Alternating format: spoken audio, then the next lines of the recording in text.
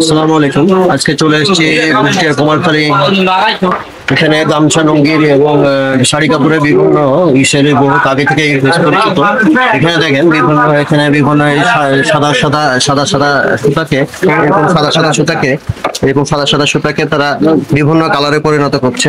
এটা হচ্ছে চুলার মধ্যে বিভিন্ন কালার দিয়ে, তারপর চুলা দিয়ে তারপরে ভাবে করে গরম পানির সাথে তারা সুতা ডাইং করছে এবং এই সুতা ডাইং করতে সুতা চলে যাবে ফ্যাক্টরিতে। তারা হচ্ছে মাড়ি সাথে ফ্যান দিয়ে এটাকে শক্ত করার জন্য তারপরে এটা চলে যাবে ফ্যাক্টরিতে।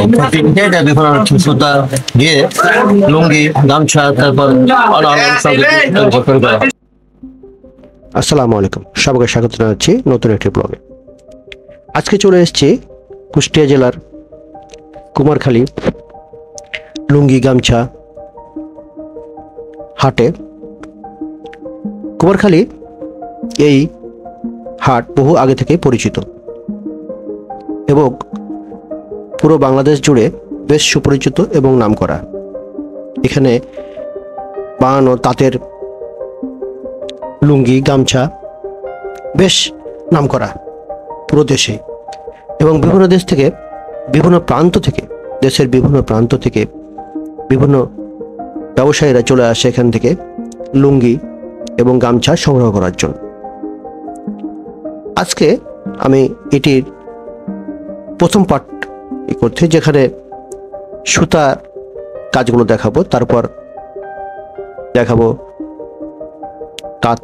তাঁতের মাধ্যম দিয়ে এবং বিভিন্ন মেশিনের মাধ্যম দিয়ে গামছা এবং লুঙ্গি বানানো, এবং শেষ পর্বে দেখাবো এটা বাজারজাতকরণ পদ্ধতি।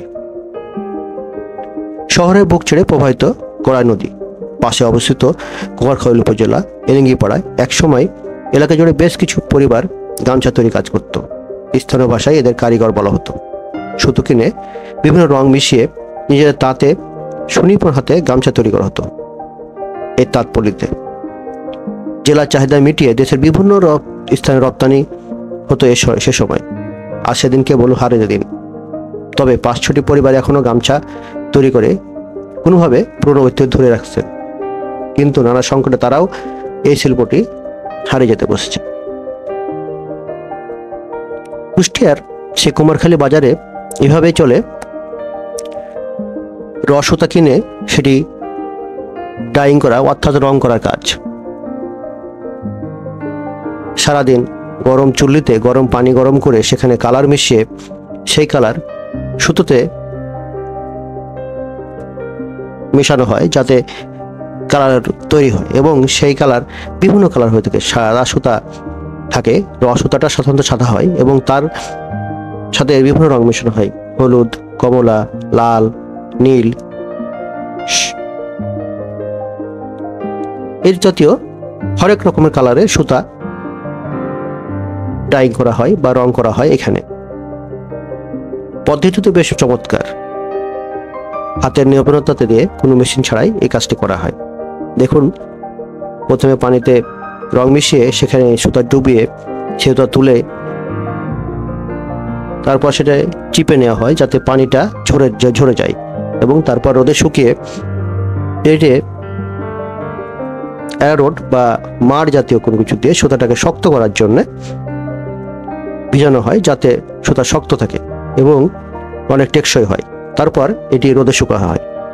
রোদে শুকানোর পর এটি চলে যায় ফ্যাক্টরিতে, এবং ফ্যাক্টরিতে তাঁতের মাধ্যম দিয়ে যা হাতে গোনা কিছু আছে, আগের মতন আর বেশি নাই, অল্প কিছু হস্তশিল্প আছে যারা হাতের মাধ্যম দিয়ে তাঁত বানিয়ে থাকে, যা আদিকাল থেকে চলে আসছে। সেই তাঁতের জায়গাতে এখন স্থান পেয়েছে মেশিন চালিত শিল্প। আসলে দিন যত যাচ্ছে মানুষ যন্ত্র নির্ভর হয়ে যাচ্ছে, তো আসলে পুরাতন ঐতিহ্যকে ফিরে দিয়ে নতুন নতুন আসবে, এটাই স্বাভাবিক, এবং নতুন নতুন গ্রহণ করতে হবে, এটাই স্বাভাবিক। তবে এই তাঁত শিল্প কুমারখালী বাজারের এই শিল্পটি বর্তমানে বেশ ঝুঁকির মধ্যে। নানা প্রতিকূলতার কারণে এককভাবে প্রসিদ্ধ গামছা শিল্পটি আজ বিলুপ্ত করে চলেছে। হাতে গোনা কয়েকটি তাঁত আছে মাত্র। এই শিল্পের সাথে জড়িত শত শত শ্রমিক বেকার হয়ে অন্য পেশায় জড়িয়ে পড়েছেন। তবে উপজেলার প্রায় শতাধিক পরিবার এখনও গামছা তৈরি কোনোভাবে পুরনো ঐতিহ্য ধরে রাখছেন।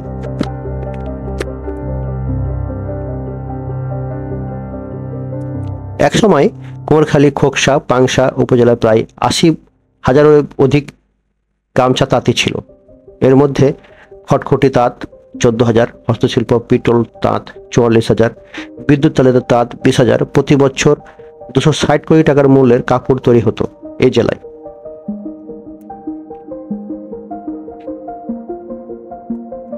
এখন আর সেরকম ভাবে আগের মতো নাই। দিন দিন পরিবর্তন হচ্ছে এবং দিন দিন এই পরিমাণ সংখ্যা কমে আসছে।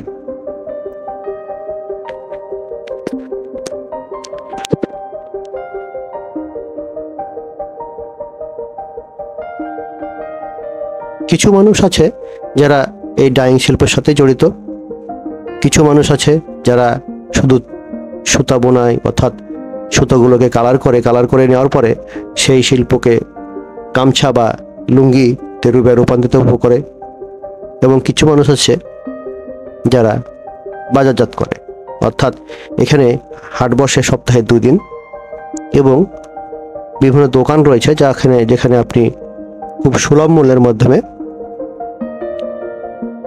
এখান থেকে লুঙ্গি গামছা সংগ্রহ করতে পারবেন।